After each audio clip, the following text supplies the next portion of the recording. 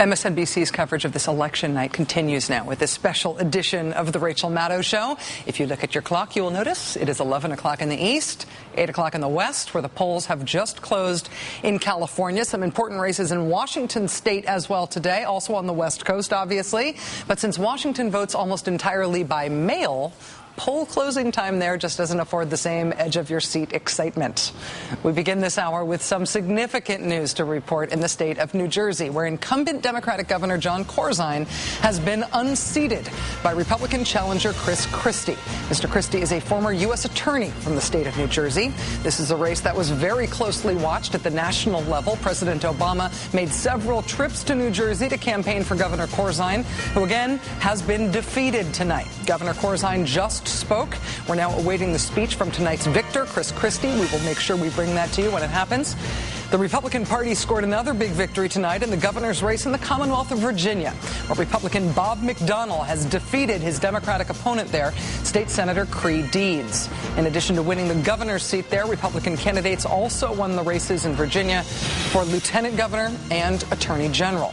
On the West Coast, polls have now closed in the state of California.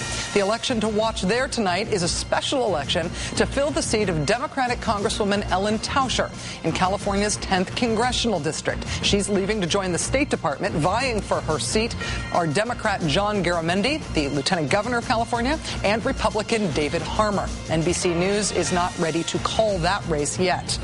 Another race that's taken an interesting turn tonight is the race for mayor in New York City. NBC News has now called that race in favor of incumbent Mayor Michael Bloomberg. Mr. Bloomberg has won a third term as New York City mayor after defeating Democratic challenger Bill Thompson.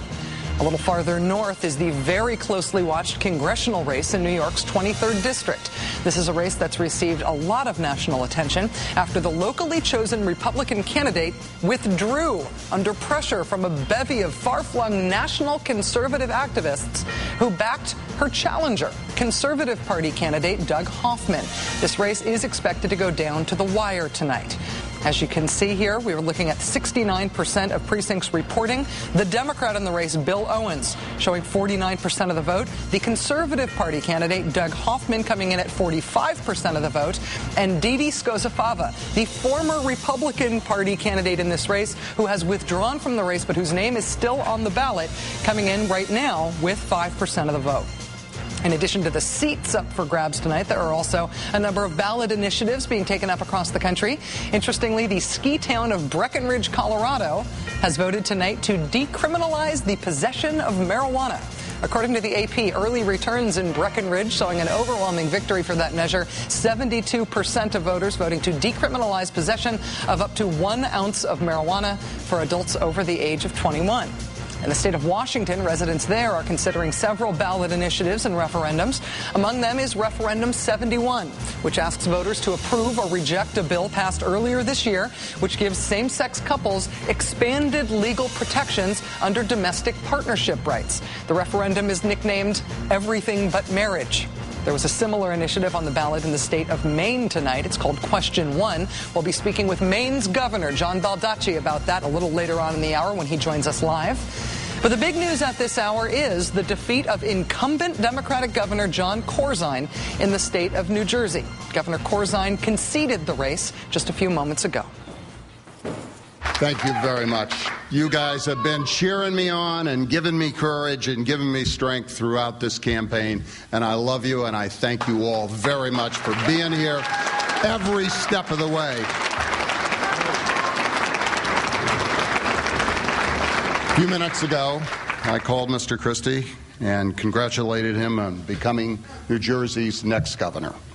I want you to know that Chris was gracious in his response, and we will work hard together to make sure that the transition is smooth, that we are able to do everything that serves the people of this great state. That's my responsibility. That's our responsibility. It's my administration's responsibility, and I know we'll live up to it. So thank you.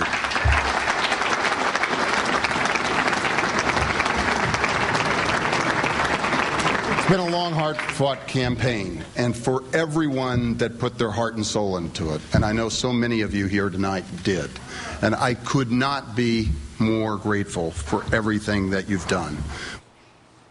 Governor Jon Corzine of New Jersey conceding the race tonight as Chris Christie, the Republican candidate, unseats him for the governorship of New Jersey. Joining us now is Melissa Harris-Lacewell. She's Associate Professor of Politics and African American Studies at Princeton University, which last time I checked was in New Jersey. Melissa, thanks for staying with us. Thanks, no problem. Gubernatorial election in New Jersey was a competitive race tonight.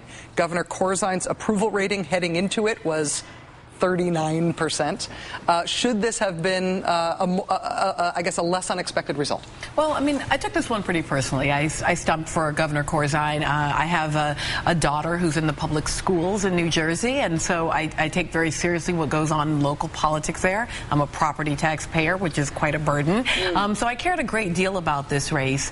And I'll say that on the one hand, even though the approval ratings were low, there was a great deal of uncertainty about what was going on, both with Christie as well as with Daggett. I think one of the biggest surprises tonight is that Daggett, who is the independent running, actually comes in at only around 5%, I think, on the last reporting, which is quite a bit lower than we expected. I think there was some sense that maybe the independent mood in New Jersey would have led more independent voters to sort of protest vote for Daggett. That might have swung this race for Jon Corzine, but it just didn't turn out that way this time. Mr. Daggett, not a third-party candidate on the in line with the Doug Hoffman Conservative Party race, running as a former Republican but as an independent who didn't easily line up either left or right in New Jersey. Isn't that right? Yeah, that's exactly right. I was on the mailing list of all three of these candidates. I'd like to see what they would send out, the kinds of things they would say. And he clearly wasn't taking any particularly socially conservative perspective. You know, New Jersey Republicans, or those who are independent who ended up breaking Republican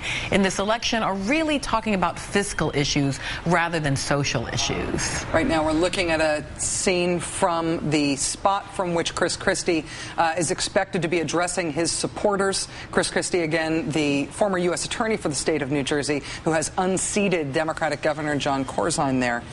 Jon Corzine spent almost $17 million in this race. President Obama won this state by 57%. President Obama visited the state several times and campaigned for him. Do you think that New Jersey will be seen as a purple state because of this? Do you think this is a race that goes beyond the personalities of these two individual candidates? Well, you know, we've heard a lot over the past few months about the idea that we're turning into a socialist nation, and I've been very critical of that. But if you can't buy the governor's mansion for $17 million, in fact, maybe we are socialists. I'm disturbed by our inability to buy the governor's mansion for $17 million. I mean, if we already have it, we could even keep it for that amount.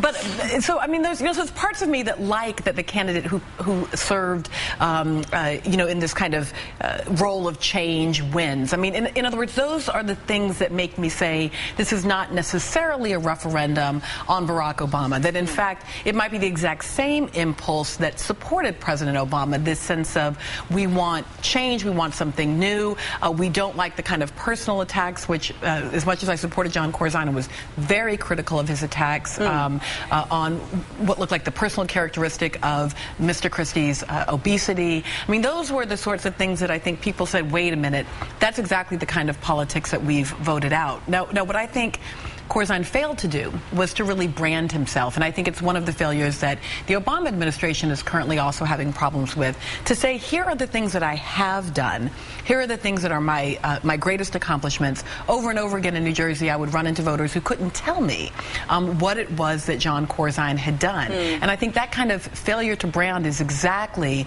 the kinds of failures coming out of the White House right now. So looking at those exit polls, again, it's a very different electorate that turned out in 2009 than turned out in 2008. Is that worrisome for Democrats to the extent that their get-out-the-vote effort might have been a one-shot deal?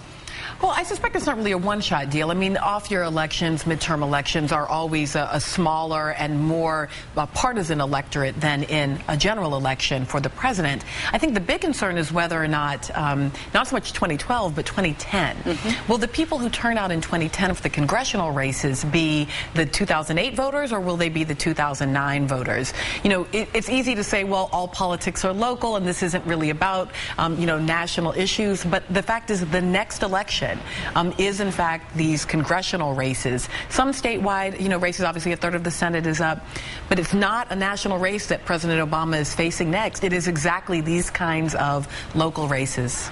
Melissa Harris-Lacewell, Associate Professor of Politics and African American Studies at Princeton University. It's great to have you on the show tonight. Thank you for being here. Absolutely.